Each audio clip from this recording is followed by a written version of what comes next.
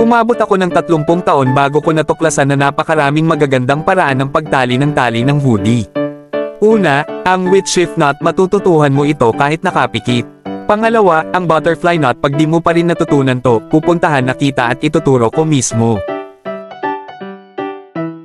Pangatlo, ang chrysanthemum knot, hindi ko ito basta-basta ibinabahagi kung kani-kanino.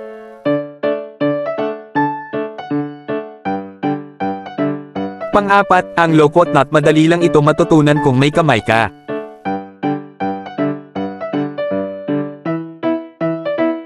Pang-lima, ang ruyi knot.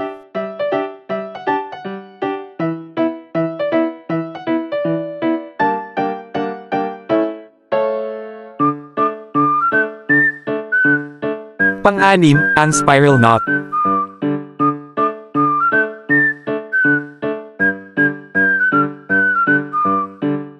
Pang-pito, ang Chinese knot.